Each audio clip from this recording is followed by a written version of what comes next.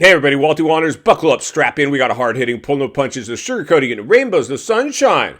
It's gonna give it to you and give it to you straight. We got a good one to unpackage today. Welcome to the show. Let's get right on into it. All right, friends, buckle up, strap in, roll up your windows, lock your doors. Let's read between the lines and look between the ruts as we do a little moto whistle blowing. Today, Gas is up to bat. And here we go, a look at Bam Bam's bike as we go ahead and talk about what's really going on. And the reality is this, friends, we always knew the Gas and the Husky was basically a KTM. In fact, when this whole merger started, a lot of us were like, I'm not sure if this is going to work. Now, it did have a little bit of staying power, but not long-term staying power, because the reality is this, friends, we are in a slowing economy, and this trickles right in to the industry. I saw this movie in 2008. A lot of people had a hard time weathering that storm. Riders' contracts got smaller. A lot of sponsors pulled out. A lot of other sponsors pulled back how much money they were able to spend.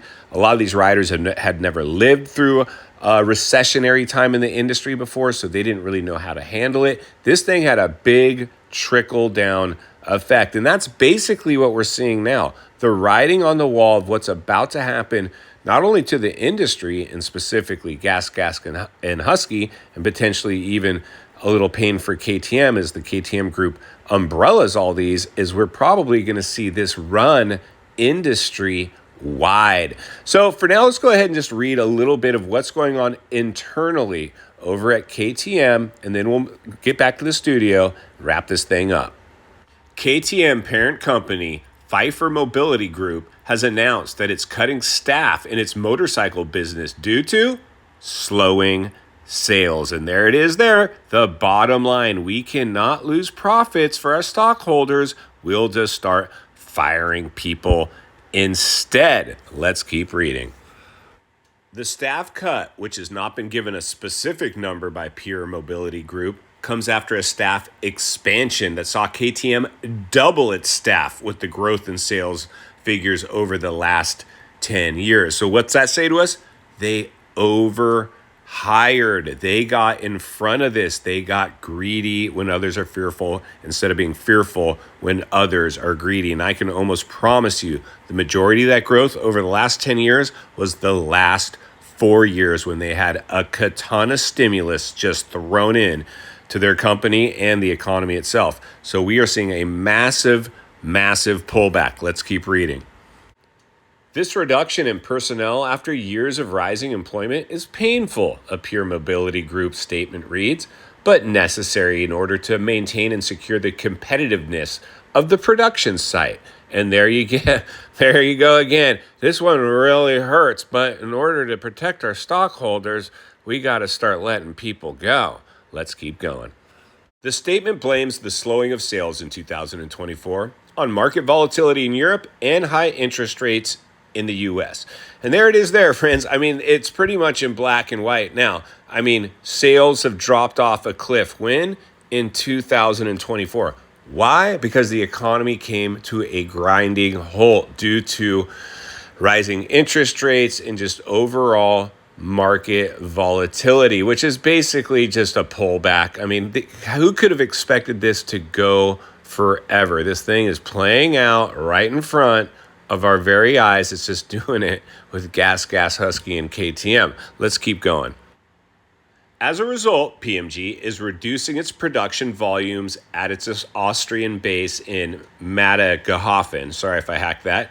And instead looking to further utilize the industrial partnerships it has developed in China and India. So they're basically, if I'm reading this correctly, they're going to start outsourcing to China and India to try to save something with the numbers on these declines and do what they can to keep it from a complete fold up. Let's see if there's any more.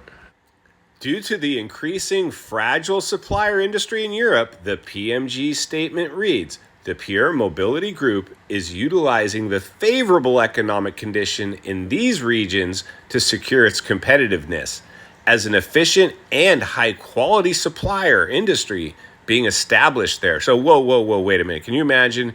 This sounds like now what they're saying inside these conference rooms And if you're a shareholder, you're like, or anybody else, what I'm hearing is you're moving this out of Austria to China and India, and you think that's going to increase the quality of the product, when in actuality what it's really saying, cheap labor. This is where the cheap labor lives. And guess what, my friends? You get what? You get what you paid for. Let's keep reading. PMG says that it expects a decline in sales of between 10 and 15% in the 2024 financial year. It adds that it expects its cost-saving measures, reducing staff and European production volume, will allow it to break even or even make a before-tax profit in 2024. Well, that does not sound rainbows and sunshine at all. They're just telling us right here they expect a 10 to 15% decline in 2024. What do you think 2025 is going to look like, even if those numbers are projected accurately? Not any better. And they're saying their favorable move over to China and India are going to actually save the company. I don't know. I'm not quite sure. What do you guys think? Let's read a little more. In addition to job cuts in its motorcycle business, PRO Mobility Group is expected to downsize some of its motorcycle racing projects too. And there it is there. And they're already talking about, many of you might already know this, they're pulling out of Europe now with Husky, and Gas we all know is already pretty much a done deal. Here in America, it looks like Troy Lee is in fact going to be potentially going over with the Ducati with his team. I mean, the writing's on the wall. This thing's kind of collapsing from the inside out. Let's read a little more. Such withdrawals would leave only Red Bull KTM's Jeffrey Hurlings as the PMG representative in the premier class of the Motocross World Championship.